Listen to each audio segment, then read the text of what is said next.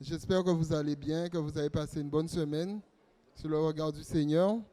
Donc, avant de commencer, je vais appeler le frère Jean-Albert qui va nous introduire dans un moment de prière.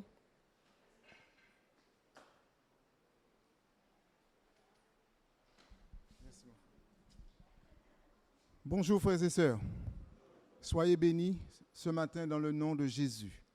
Alléluia, je vous invite à vous tenir debout, nous allons nous incliner pour un instant de prière. Merci.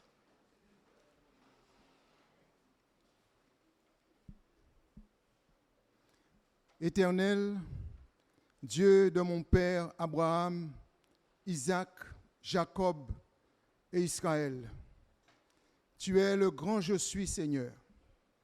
De toute éternité, tu es assis sur ton trône. Tu règnes en majesté. Éternel, notre Seigneur, notre Dieu et notre Père, que ton nom soit sanctifié sur toute la terre. Et que chacun, Seigneur, puisse reconnaître que c'est toi qui es Dieu. En dehors de toi, il n'y a point d'autre Dieu, Seigneur. Tu es le seul Dieu vivant, unique, roi des siècles, immortel et invisible. Seigneur, tu es le seul sage. Que ton nom ce matin soit béni, loué, exalté, glorifié, célébré ce matin. Éternel notre Dieu, nous sommes venus, Seigneur, pour te rencontrer ce matin. Nous sommes venus pour t'offrir un culte de louange et d'adoration. Nous sommes venus, Seigneur, pour parler avec toi, pour t'écouter, Seigneur. Alors ce matin, nous voulons nous présenter à toi, Seigneur, en te demandant pardon. Pardon pour nos péchés, Seigneur. Pardon pour nos transgressions. Pardon pour nos iniquités. Pardon pour nos impuretés. Pardon pour toute mauvaise pensée, parole, action, sentiment, désir, attitude. Seigneur, tu es celui qui nous connaît parce que tu es notre Créateur. Tu es notre Dieu. C'est toi qui nous as fait, formés, tissés des profondeurs de la terre, Seigneur. Et c'est toi qui soufflas dans nos narines un souffle de vie. Et nous sommes devenus ce que nous sommes. Nous voulons ce matin, Seigneur, te manifester toute notre gratitude et notre reconnaissance pour te louer et te remercier pour qui tu es. Seigneur, visite ton peuple ce matin. Bénis, Seigneur, ton héritage, ton Église, Seigneur. Tu connais chacun de nous. Tu connais nos besoins, nos préoccupations, Seigneur. Je te demande dans cet instant que tu puisses intervenir, s'il te plaît, en grâce, dans la vie de chacun de nos bien-aimés, nos frères et sœurs. Ceux qui sont dans la douleur, ceux qui passent par des moments difficiles, qui sont dans la souffrance. Seigneur, tu sais toutes choses. Nous te demandons vraiment que tu donnes de la force, s'il te plaît, à tous ceux qui sont fatigués, Seigneur, et que tu renouvelles la vigueur de tous ceux qui tombent en défaillance. Éternel, merci vraiment pour ta grâce. Ta grâce que nous avons le privilège de bénéficier par notre bien-aimé Sauveur, Jésus-Christ. Oh, ce matin, visite, Seigneur, ton peuple. Attire, s'il te plaît, les âmes à toi. Ramène, s'il te plaît, leur cœur vers toi. Et qu'en retour, Seigneur, ton nom seul soit loué, béni, glorifié dans le nom de Jésus. Amen. Merci, frère. Donc, que Dieu puisse entendre tes prières. Donc, avant de commencer, nous allons lire ensemble Ésaïe 53.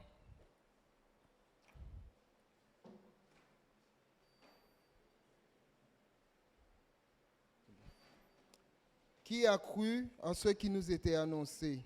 Qui a reconnu le bras de l'Éternel? Il s'est élevé devant lui comme une faible plante, comme un rejeton qui sort d'une terre desséchée. Il n'avait ni beauté ni éclat pour attirer nos regards, et son aspect n'avait rien pour nous plaire. Méprisé et abandonné des hommes, homme de douleur et habitué à la souffrance, semblable à celui dont on détourne le visage, nous l'avons dédaigné. Nous n'avons fait de lui aucun cas. Cependant, ce sont nos souffrances qu'il a portées. C'est de nos douleurs qu'il s'est chargé, et nous l'avons considéré comme puni, frappé de Dieu et humilié. Mais il était blessé pour nos péchés, brisé pour nos iniquités. Et le châtiment qui nous donne la paix est tombé sur lui. Et c'est par ses meurtrissures que nous sommes guéris. Nous étions tous errants comme des brebis, chacun suivait sa propre voie, et l'Éternel a fait retomber sur lui l'iniquité de nous tous. Il a été maltraité et opprimé, et il n'a point ouvert la bouche. Semblable à un agneau qu'on mène à la boucherie, et à une brebis muette devant ceux qui l'attendent, il n'a point ouvert la bouche. Il a été élevé par l'angoisse et le châtiment. Et parmi ceux de sa génération, qui a cru qu'il était retranché de la terre des vivants et frappé pour les péchés de mon peuple? On a mis son sépulcre parmi les méchants, son tombeau avec le riche, quoiqu'il n'eût point commis de violence, il n'y eut point de fraude dans sa bouche. Il a plu à l'Éternel de le briser par la souffrance. Après avoir livré sa vie en sacrifice pour le péché, il verra une prospérité et prolongera ses jours. Et l'œuvre de l'Éternel prospérera entre ses mains. À cause du travail de son âme, il rassasiera ses regards. Par sa connaissance, mon serviteur justifiera beaucoup d'hommes et il se chargera de leur iniquité. C'est pourquoi je lui donnerai sa part avec les grands et il partagera le butin avec les puissants, parce qu'il s'est livré lui-même à la mort et qu'il a été mis au nombre des malfaiteurs, parce qu'il a porté les péchés de beaucoup d'hommes et qu'il a intercédé pour les coupables. Amen. Donc, ça, on parle ici de Jésus, de ce qu'il a fait pour nous sur la croix. Donc, nous allons commencer avec le chant qui dit « Seigneur, écoute tes enfants prier ». Puisque nous avons quelqu'un qui a tout fait pour nous et qui est prêt à nous aider dans toutes les difficultés que nous pouvons rencontrer.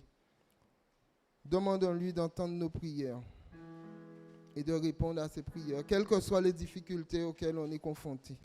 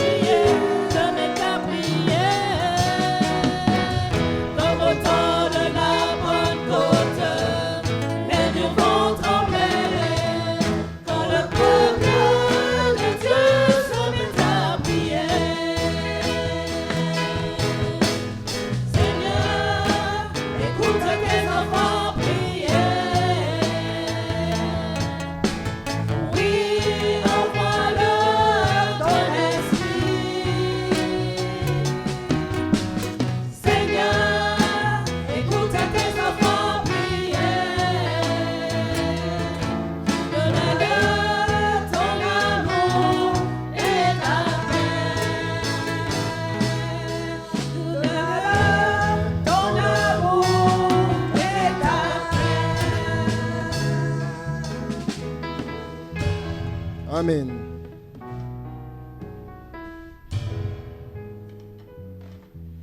Nous avons un objectif. Dieu nous demande de propager sa parole, de la faire connaître, parce qu'il est un Dieu tout-puissant, il aimerait sauver tout le monde. Donc l'objectif que nous avons, nous voulons voir Jésus élevé. Nous voulons le voir élevé comme un étendard sur ce pays pour que tous puissent connaître la vérité. Nous allons entonner le chant qui dit « Nous voulons voir Jésus élevé ».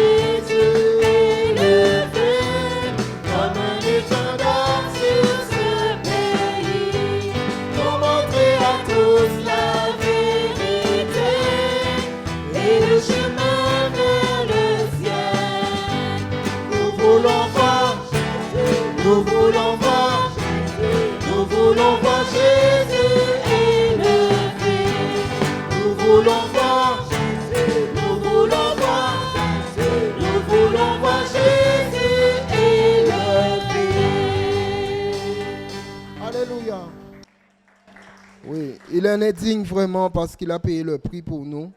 Il a vraiment payé le prix. Il mérite d'être élevé. Que son nom soit béni. C'est parce qu'il a été attaché à la croix pour nous que nous pouvons dire cela. Il a payé le prix, son sang a coulé pour nos péchés, pour nos iniquités. Alors qu'on l'a méprisé, comme on a vu dans Isaïe, personne ne lui donnait d'importance. Il n'avait pas d'aspect pour nous plaire, rien pour attirer le regard. Mais pourtant, c'est lui qui a payé nos fautes. C'est lui qui a payé nos iniquités, qui a racheté notre vie. Nous allons chanter cette chanson qui dit « Attaché à la croix pour moi ».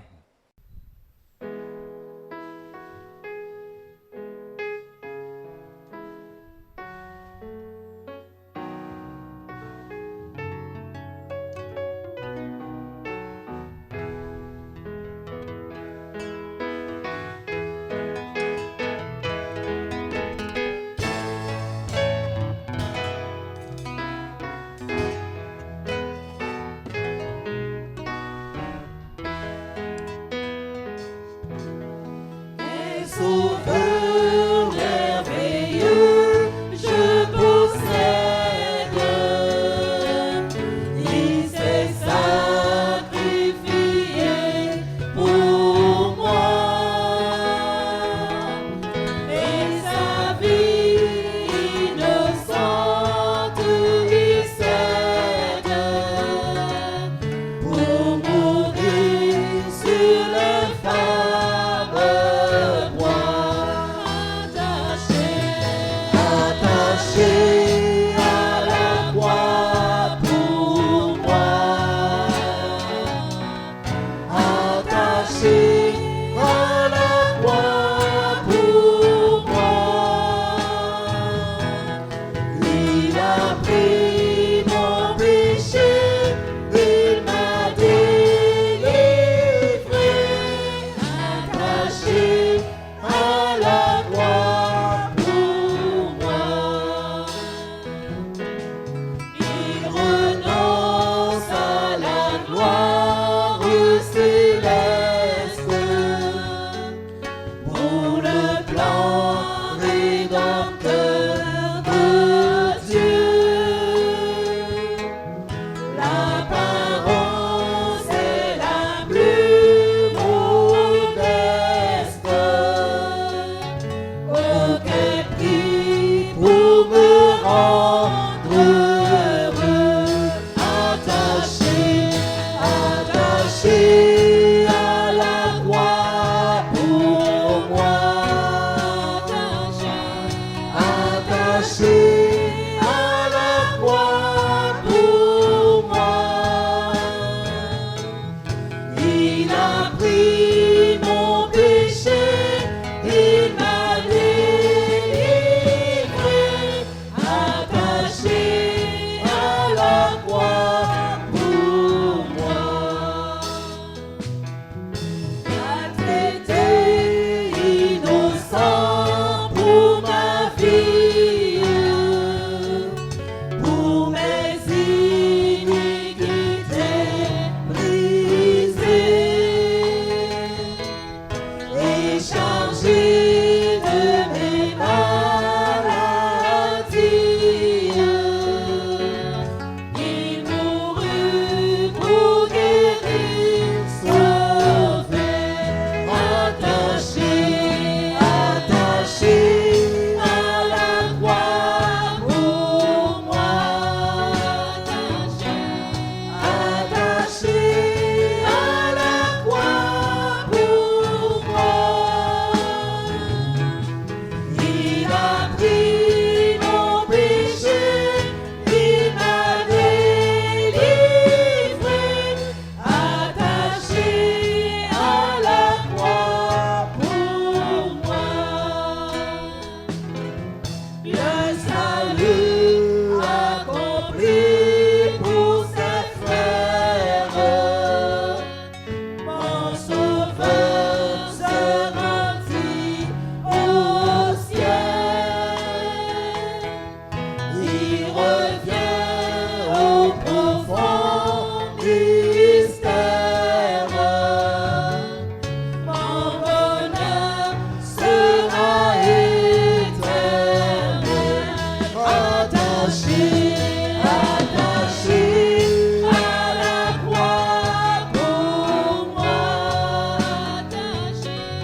Attaché à la croix pour moi.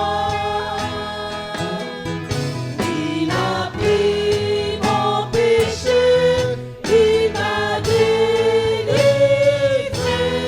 Attaché à la croix pour moi.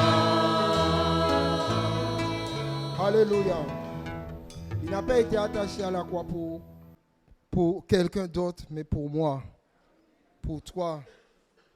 De manière personnelle, il a été attaché à la croix. Il a payé le prix pour chacun d'entre nous de manière individuelle.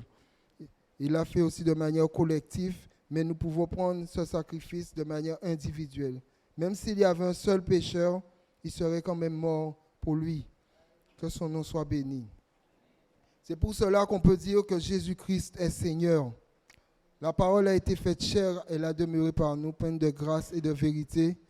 Cette parole, c'est le Seigneur, c'est Jésus. Il est Seigneur et il mérite nos louanges, il mérite nos adorations. Jésus-Christ est Seigneur. On va entonner ce chant.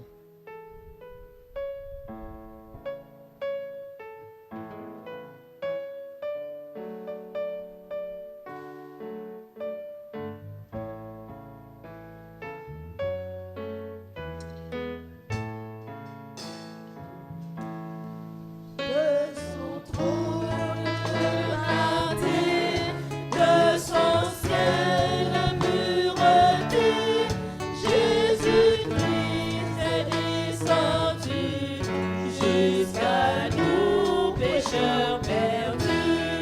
De nos jours, il est des cieux, roi de la terre et des cieux, et se débrouillant de tout, Jésus veut mourir pour nous. Jésus-Christ est Seigneur, il est sorti de tombeau, il est Seigneur, son genou fléchira, toute langue confessera que Jésus est Seigneur. Il est éternel roi, mais renonce à ses droits, en simple homme, en serviteur. Jésus vint vers nous pécheurs, bien que fils, Jésus a pris par les choses qu'il souffrit, jusqu'à la mort de la croix, l'obéissance et la foi. Jésus-Christ est Seigneur, il est sorti du tombeau, il est Seigneur, tout genou fléchira, toute langue confessera que Jésus est Seigneur. Jésus s'est humilié, aussi Dieu l'a couronné, dans le ciel a fait asseoir sur son trône un tout pouvoir, afin qu'au nom de Jésus, tout genou soit abattu, et que dans tout l'univers résonne puissant concert. Jésus-Christ est Seigneur, il est sorti du tombeau, il est Seigneur, tout genou fléchira, toute langue confessera que Jésus est Seigneur. Jésus-Christ est Seigneur, il est sorti du tombeau, il est Seigneur, tout genou fléchira,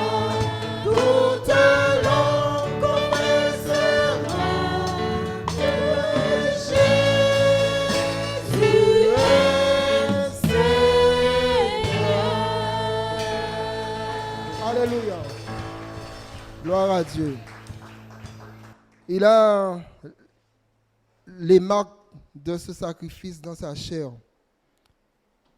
Jésus a dit à ses disciples, mettez vos mains dans le trou qu'ont laissé les clous. Dans mon côté, Jésus a été marqué physiquement par ce sacrifice.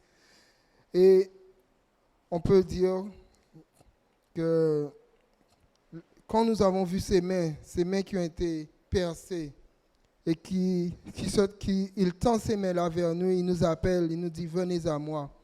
Nous allons entonner le chant qui dit, quand j'ai vu tes mains, signe indélébile de ce sacrifice qu'il a fait pour nous à la croix. Quand j'ai vu tes mains.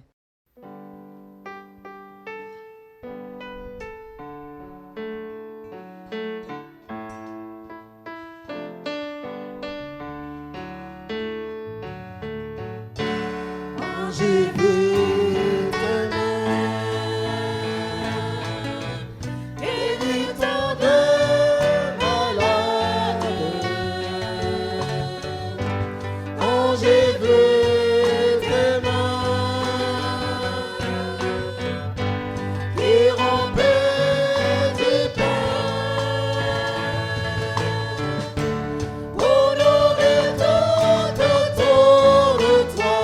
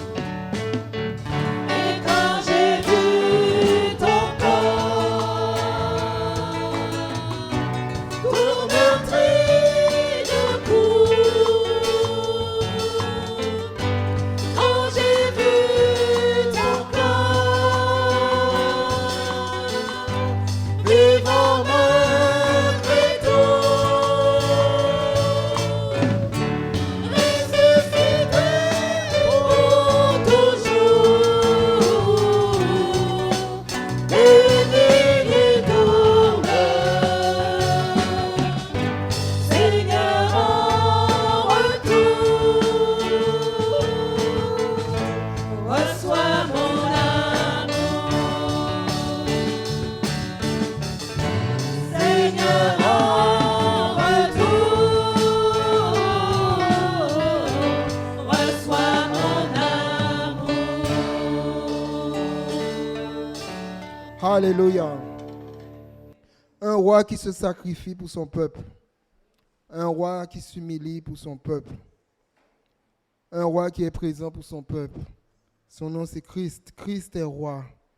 Il est roi pour toujours, roi des rois, Seigneur des seigneurs. Christ est roi. Nous allons entonner ce chant qui dit Christ est roi.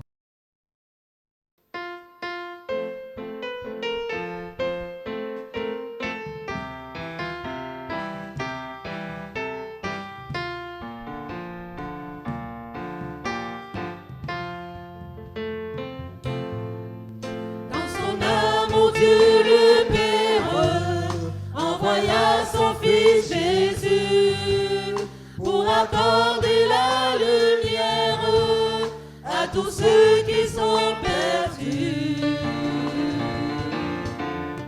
Il descendit sur la terre, mais les hommes l'ont rejeté et l'ont cloué au calvaire. Mais Christ est ressuscité. Christ est roi, Christ est roi,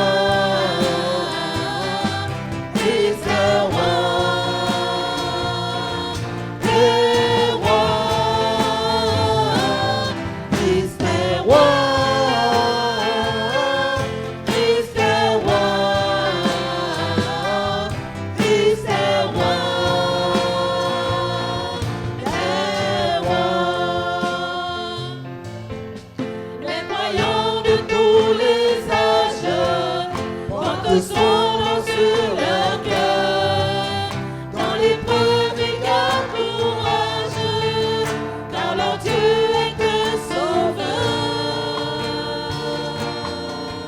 Ils vont par toute la terre annoncer le Fils béni, fiers de porter leur bannière sur laquelle il est écrit.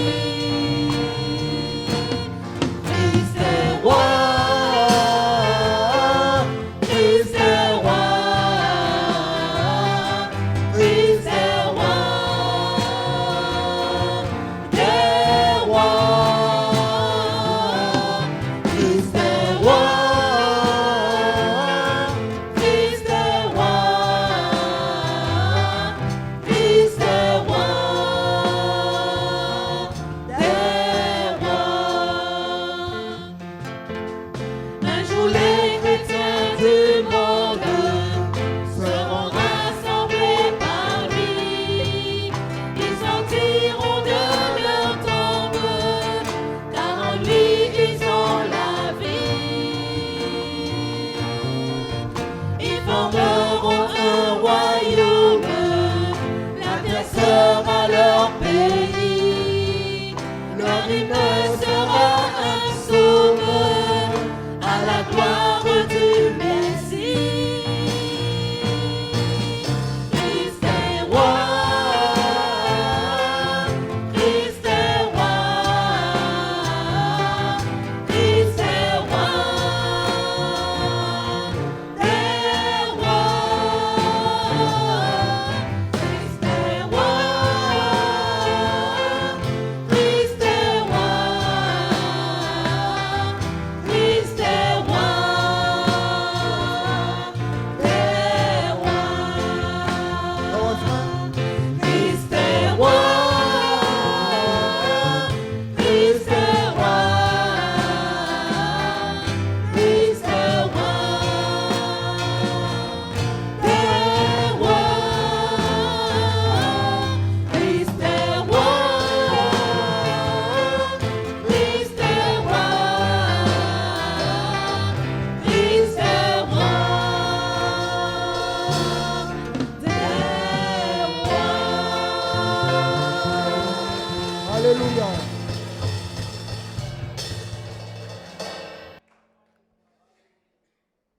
Nous avons un Dieu qui a tout prévu depuis la création, qui a prévu un plan pour nous Avant même que Adam et Ève aient péché, Dieu savait déjà toutes choses. Ce Dieu, c'est l'Éternel, l'Éternel qui est descendu vers nous par l'intermédiaire de Christ et qui nous a laissé son esprit. Il est tout-puissant et on peut dire, parce qu'il est tout-puissant, qu'il règne. L'Éternel règne, il est majestueux. Nous allons chanter ce chant qui dit l'Éternel règne parce que nous devons lui rendre ce qui lui est dû, la louange qui lui est due. L'Éternel règne.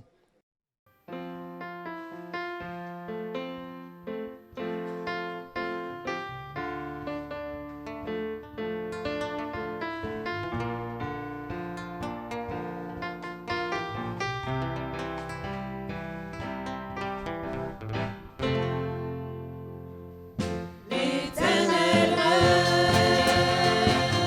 il est majestueux. L'Éternel règne, il est très fort. L'Éternel règne,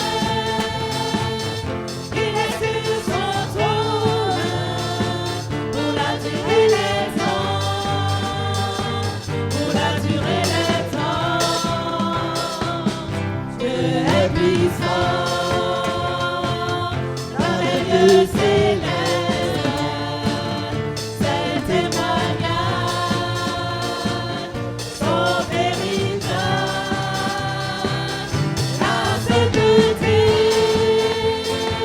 convient à sa maison pour la durée des temps, pour la durée des temps. Puissance et force sont dans son temple, devant sa face, tout est splendeur. Parmi les peuples, rendez-lui gloire, pour la durée des temps, pour la durée des temps, pour la durée des temps. Nous t'adorons, pour la durée des temps. Nous t'exaltons, car tu es grand et digne de louange. Éternel, tu as fait les cieux, tu es les temps. Nous t'adorons, pour la durée des temps. Nous t'exaltons, car tu es grand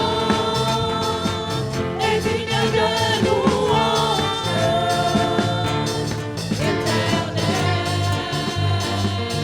tu as fait les cieux.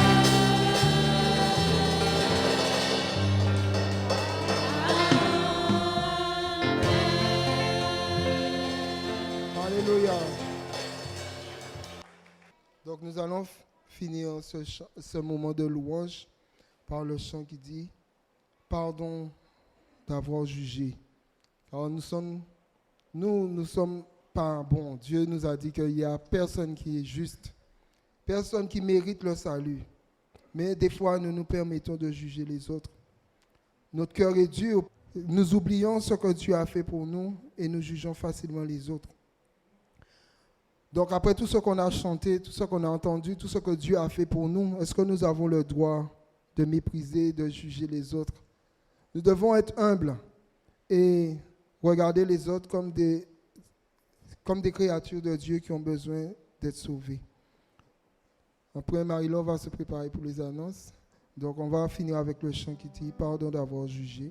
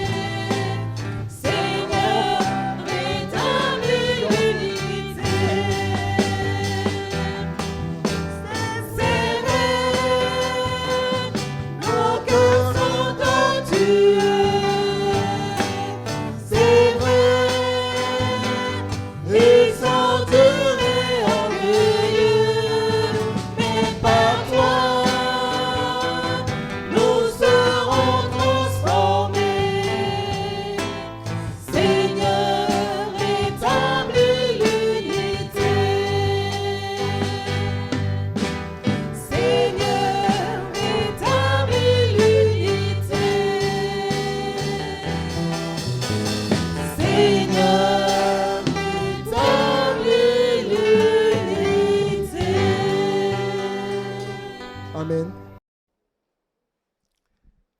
Alors, je vous invite, bien sûr, pour le message. On va ouvrir dans le livre des Nombres. Nombre 31. Et dans les versets 21 à 23. Et ensuite, nous allons tourner en Corinthiens. Nombre 31, versets 21 à 23, où il est dit, le sacrificateur Éléazar dit aux soldats qui étaient allés à la guerre, voici ce qui est ordonné par la loi que l'Éternel a prescrite à Moïse. L'or, l'argent, les reins, le fer, l'étain, le plomb, tout objet qui peut aller au feu, vous le ferez passer par le feu pour le rendre pur. Mais c'est par l'eau de purification que sera purifié tout ce qui ne peut aller au feu, vous le ferez passer dans l'eau. Ensuite, nous allons tourner en 1 Corinthiens 3, 10 à 15. 1 Corinthiens 3,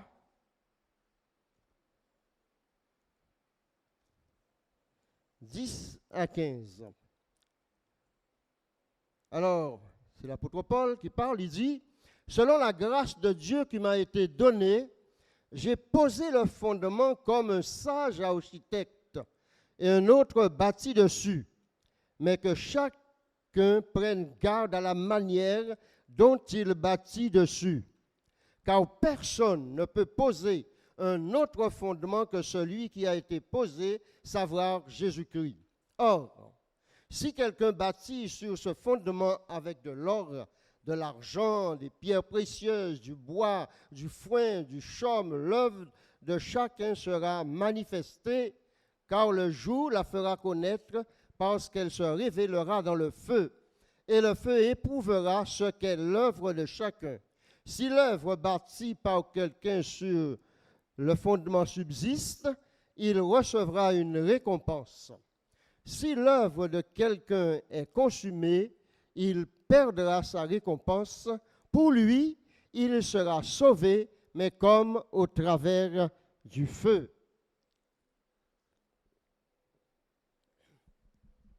Alors, le titre du message, c'est « Révélation par le feu ». Vous avez vu dans ces deux textes, il est question de feu.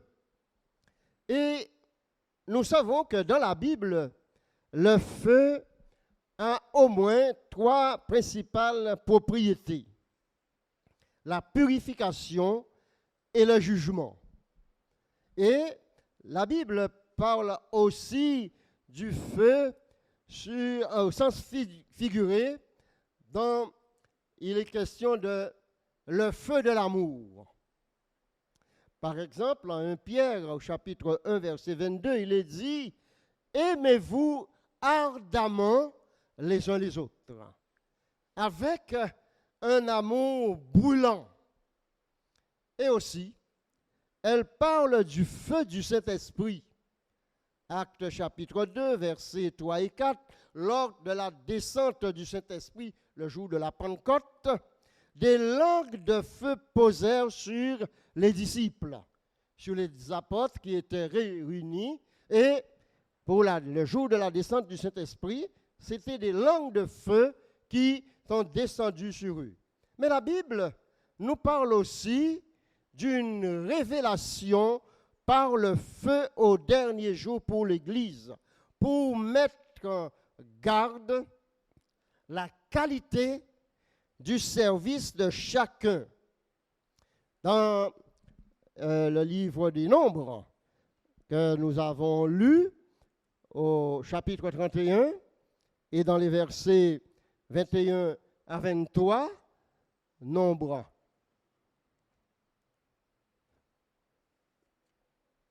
31, et dans les versets précédents, les versets 19 à 20, il est question de purification parce qu'il y a impureté. Et dans le verset 21 de Nombre, il y a un ordre selon la loi de l'Éternel. Le verset 21 dit, Dieu nous place devant un commandement à exécuter sans écart. Ok, voici ce qu'a ordonné l'Éternel. C'est Moïse qui dit, voici ce que l'Éternel ordonne. Nous sommes positionnés devant un commandement de l'Éternel. Ce commandement nous impose de profondes réflexions sur la qualité de notre engagement et le service pour Dieu, parce qu'il parle de guerre. Il est question de guerre dans les versets précédents. Nous sommes toujours en guerre. Vous savez que le chrétien, l'Église, est toujours en guerre. L'apôtre Paul le dit d'ailleurs dans l'Épître aux Éphésiens, au chapitre 6. Il est question des armes spirituelles. Paul présente l'Église comme une armée en guerre. Et le verset 22 de notre texte présente les matériaux auxquels nous devons utiliser pour servir Dieu. Ces précieux métaux sont cités, il dit dans le verset 22, l'or, l'argent, l'airain, le fer, l'étain et le plomb. Ce sont des métaux qui témoignent de la résistance au feu.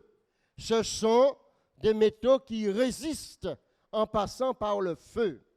Et ces matériaux dans ce texte représentent nous-mêmes. Vous, moi, nous tous représentent l'Église. Comment nous résistons devant les difficultés, les épreuves de la vie? Sommes-nous airains? Sommes-nous du fer? Est-ce que nous sommes résistants devant le feu?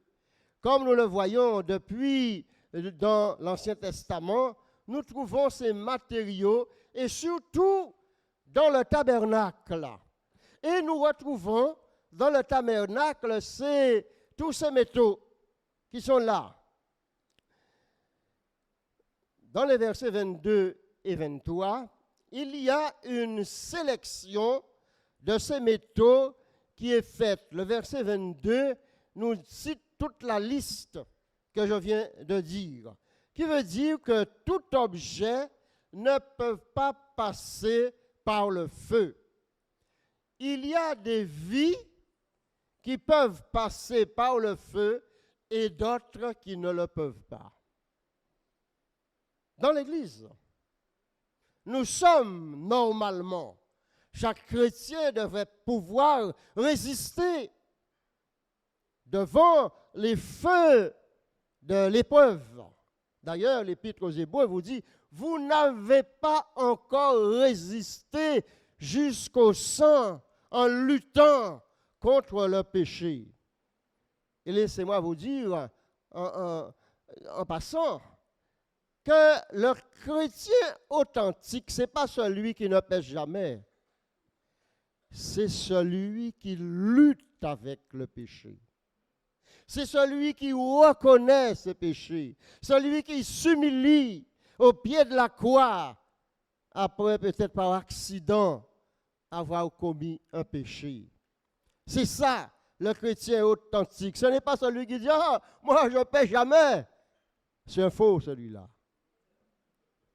Vous voyez?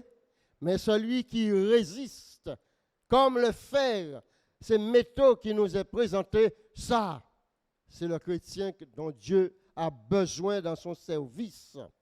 Celles qui ne peuvent pas jouir peut-être d'une certaine mesure de bénédiction, mais ne connaissent pas le fruit de la joie, d'une soumission complète aux disciplines du Père Céleste. Et celles qui acceptent de passer par le feu, ces vies attirent l'attention des autres. Elles sont en but aux critiques, mais Dieu les trouve. Elle les trouve précieuses à son cœur. Ceux-là qui résistent, qu'on critique tout le temps, qui font ceci, qui font cela, mais qui marchent, qui vont en avant, qui traversent les difficultés, les feux de l'épreuve. Ceux-là, ils sont précieux aux yeux de Dieu. Dans le verset 22, il est dit l'or, il est question d'or, l'argent, l'airain, le fer, l'étain, le plomb.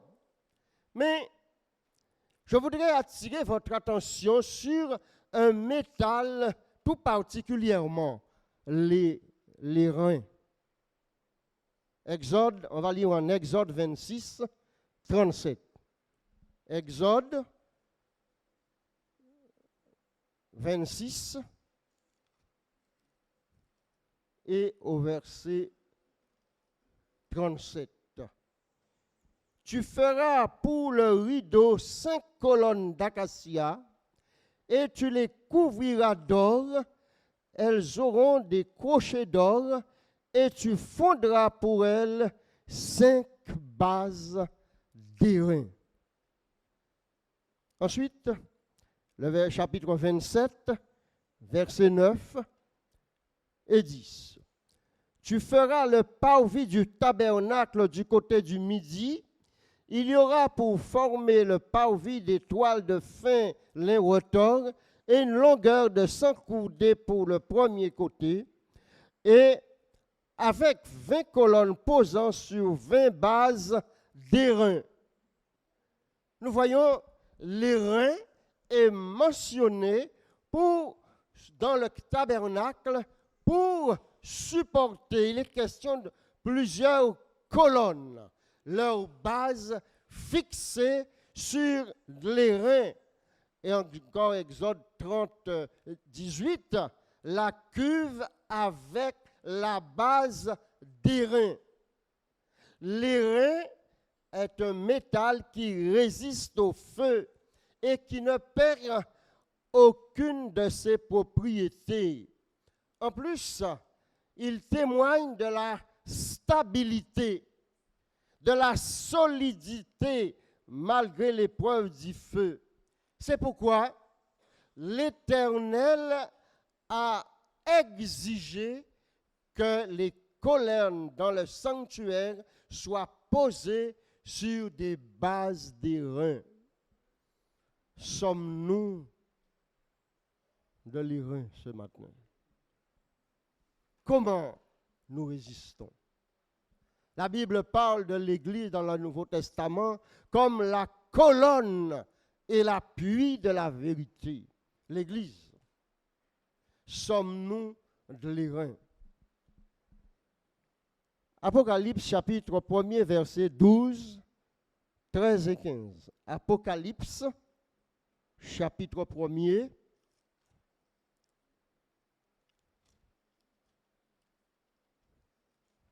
verset 12. Je me tournai, dit Jean, l'apôtre Jean, je me tournai pour connaître quelle était la voix qui me parlait, et après m'être tourné, je vis 7 chandeliers d'or. Et au milieu de ces 7 chandeliers, quelqu'un qui ressemblait à un fils d'homme, vêtu d'une longue robe et ayant une ceinture d'or sur sa poitrine. Verset 15. Ses pieds étaient semblables à de l'airain ardent, comme s'il eût été embrasé par une fournaise, et sa voix était comme le bruit de grandes eaux.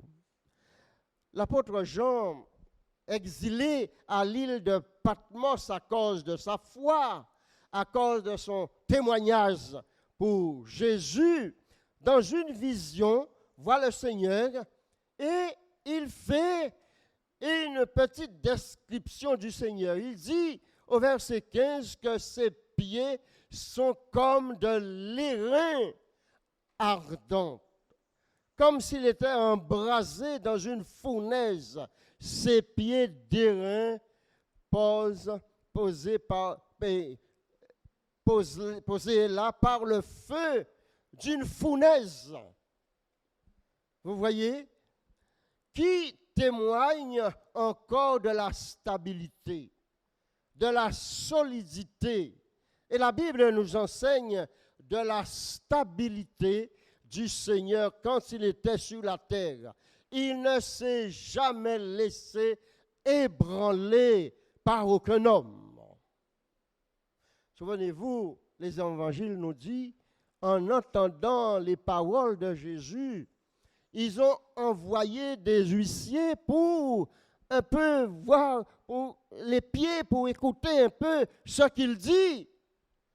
Eh bien, ces huissiers sont retournés voir les souverains sacrificateurs, tout confus. Ils disent, jamais homme a parlé comme cet homme.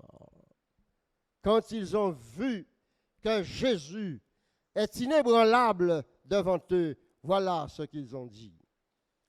Retournons dans notre premier texte, Nombre 31, verset 23, première partie. Nombre 31.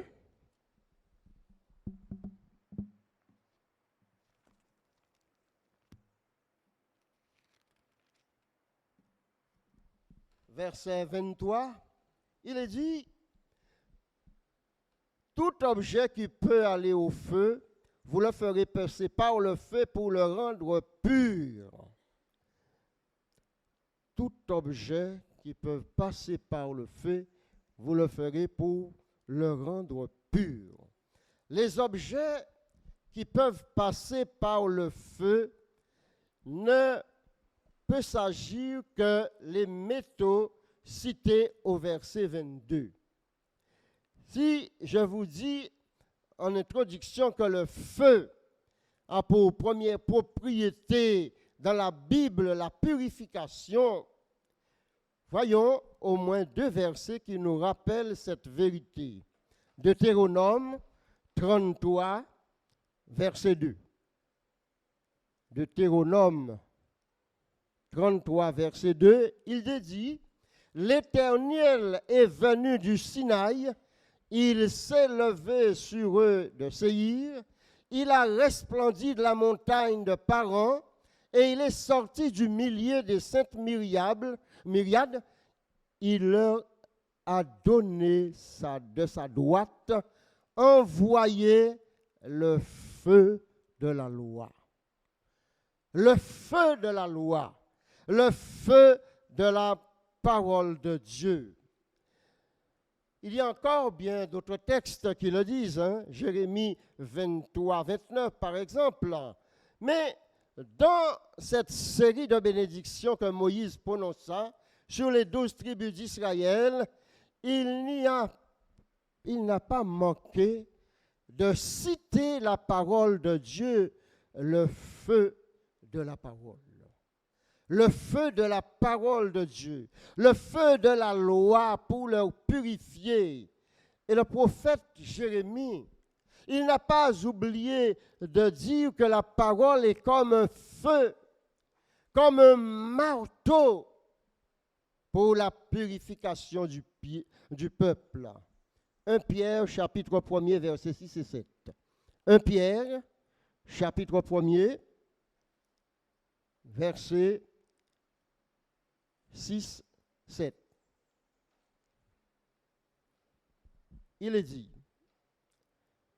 c'est là ce qui fait votre joie, quoique maintenant, puisqu'il le faut, vous soyez attristés pour un peu de temps par diverses épreuves, afin que l'épreuve de votre foi, plus précieuse que l'or périssable qui cependant est éprouvé par le feu, ait pour résultat la louange, la gloire et l'honneur lorsque Jésus-Christ apparaîtra. L'apôtre Pierre nous parle de l'épreuve de notre foi plus précieuse que l'or. Et l'or est mentionné dans notre texte. Et il parle aussi du feu, le feu pour éprouver la qualité de notre foi. l'apôtre Pierre nous parle de cela, de la qualité de notre foi. Le feu se retrouve pour tester la résistance de notre foi devant les difficultés de la vie. 1 Corinthiens 3.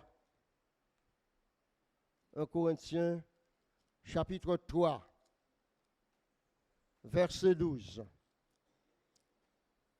Or, si quelqu'un bâtit sur ce fondement avec de l'or, de l'argent, des pierres précieuses, du bois, du foin, du chaume, l'œuvre de chacun sera manifestée.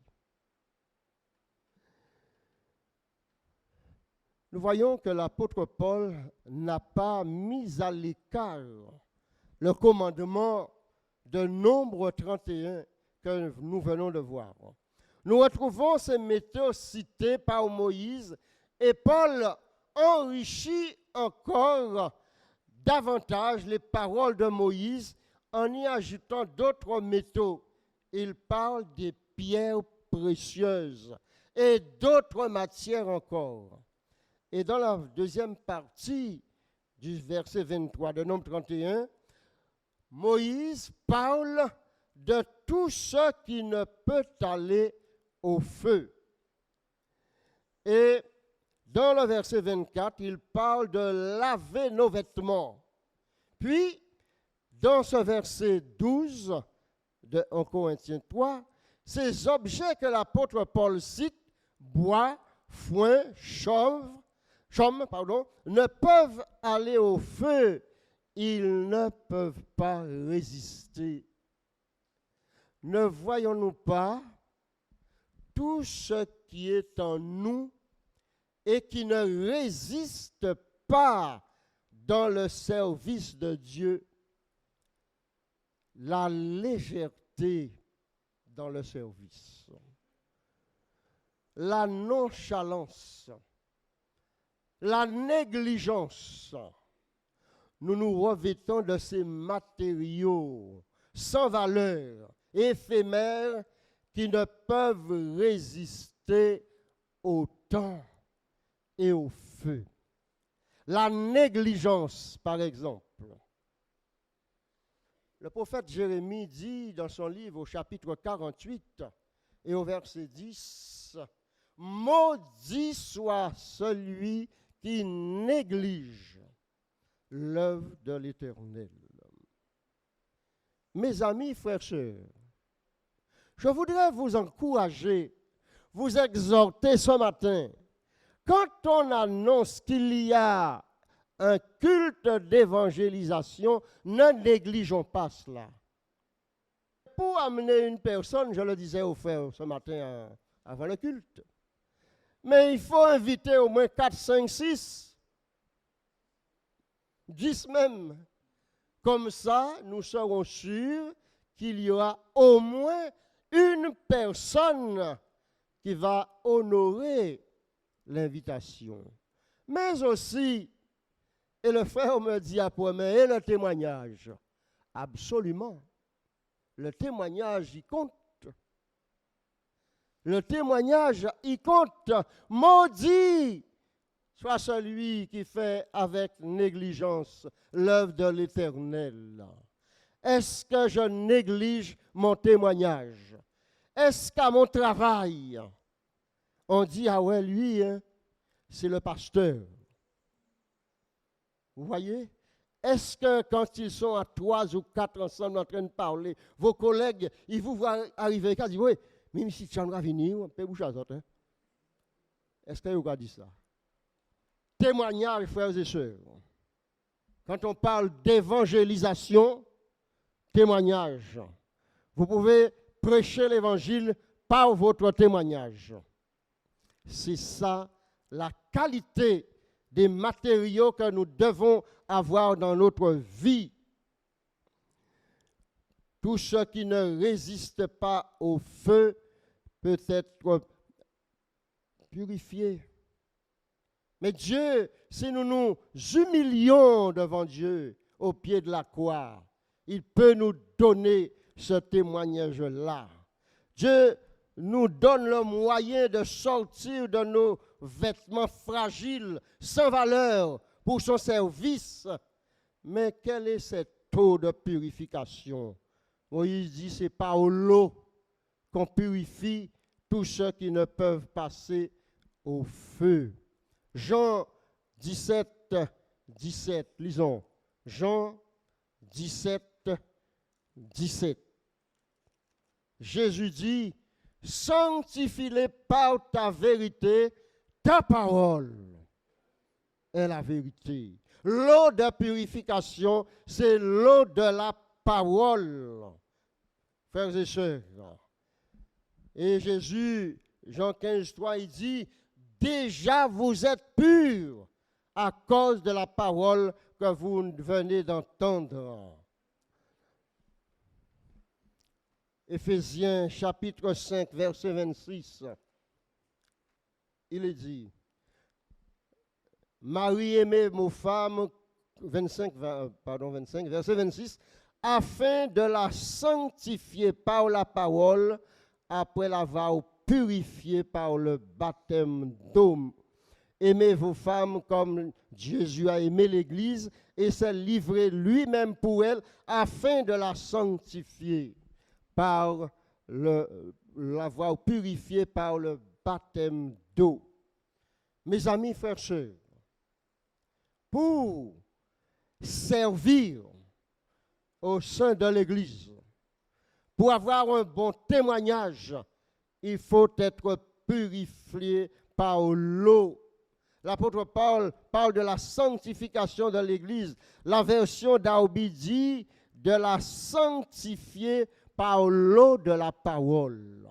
Donc nous voyons bien que c'est en lisant et en pratiquant la parole de Dieu que nous allons pouvoir nous débarrasser de tous ces matériaux sans valeur pour le service de Dieu et de servir avec de l'eau, avec de l'airain, le fer, etc., qui résistent au feu, car le jour vient pour éprouver l'œuvre de chacun, qu'il est dit. Verset 13 de notre texte en Corinthiens 3. Corinthiens 3, verset 13. Car le jour la fera connaître, parce qu'elle se révélera dans le feu, et le feu éprouvera ce qu'est l'œuvre de chacun. Ce verset présente un enseignement eschatologique, c'est-à-dire ce jour, c'est que l'œuvre de chacun, qui veut dire ce qui va arriver plus tard. C'est ça l'expression eschatologique. C'est ce qui arrivera plus tard. Tout ce qui va venir, le retour de Jésus, c'est un sujet eschatologique. Le jugement est un sujet eschatologique qui va venir plus tard. Et là, il est question du tribunal de Christ dans 2 Corinthiens 5, 10. Il est dit, car il nous faut tous comparaître devant le tribunal de Christ afin que chacun reçoive selon le bien ou le mal qu'il aura fait étant dans son corps. Dans ce tribunal, les chrétiens n'auront pas à avoir peur ni de crainte, car il n'est pas question du salut. Il n'est pas question de perdre son salut. Dieu nous a donné le salut gratuitement en Jésus. Mais il faut prouver par les œuvres que j'ai le salut. Je ne peux pas rester les bras croisés et dire que j'ai le salut. Si tu restes comme ça, tu ne bouges pas, tu tu ne dis rien, tu ne parles pas, tu ne témoignes pas, tu ne proclames pas l'évangile, tu ne sers pas à l'église, tu viens le matin, le samedi, dimanche matin, tu t'assois, tu écoutes, tu rentres chez toi, tu viens le mercredi soir, tu rentres et tu t'assois et tu rentres chez toi, tu témoignes que tu n'es pas un chrétien. C'est ça, ça veut dire. Mais Dieu, le jour vient où nous allons tous rendre compte à Dieu. Il n'est pas question de perdre son salut. Romains chapitre 8, verset 1er dit, « Il n'y a donc maintenant aucune condamnation pour ceux qui sont en Jésus-Christ. Mais il s'agira de la manière que nous avons servi le Seigneur, la qualité de notre service pour Dieu. » Le verset 13 dit que nos services seront mis en lumière par le feu de la parole de Dieu. Et nous avons vu le livre de Jérémie 23-29 que la parole de l'Éternel est comme un feu. Verset 14 de notre texte en 1 Corinthiens 3. Si l'œuvre bâtie par quelqu'un sur le fondement subsiste, il recevra une récompense. L'œuvre qui subsistera est celle qui est représentée par l'or, les reins, le fer, l'argent, etc. L'œuvre qui résiste devant le feu de la parole, alors sera récompensée. Il est question de plusieurs couronnes. Je ne prendrai pas le temps de citer, de parler les diverses couronnes qu'il y en aura. L'œuvre qui n'a pas résisté au feu par la parole n'approuve pas, perdra sa récompense. Il y a ces couronnes, ces récompenses. Mais le message, c'est que chacun se pose la question, qui suis-je ce matin? L'idée principale du message ce matin, c'est de poser la question, qui suis-je aux yeux de Dieu? Qui suis-je à l'intérieur de l'Église? Est-ce que je suis or, fer, airain ou bois ou chaume? Est-ce que mon œuvre résistera ou bien est-ce que mon œuvre sera consumée par le feu? Voilà la grande question que nous devons nous poser, surtout à la fin des temps que nous sommes parvenus. Paul le dit, que nous soyons inébranlables à la fin des temps, afin que Jésus puisse nous trouver prêts réellement à partir avec lui, et c'est là l'œuvre sera révélée par le feu.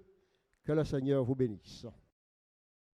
Donc je vais appeler le frère Harry pour prier.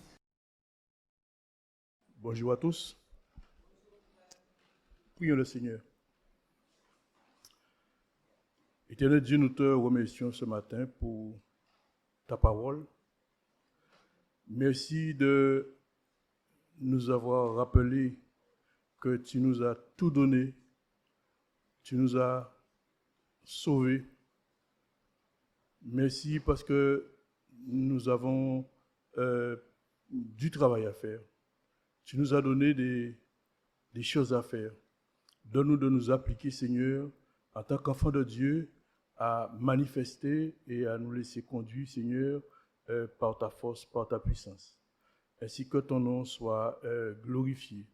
Merci pour le frère, Seigneur, merci pour cette prédication, merci pour cette parole vivante et efficace. Que ton nom seul soit glorifié. Alors que nous allons entrer chez nous, Seigneur, veuille nous garder, veuille nous protéger, préserver. Merci pour les uns et pour les autres. Au nom de Jésus, Amen. Que Dieu puisse vous bénir et rentrer sous sa grâce.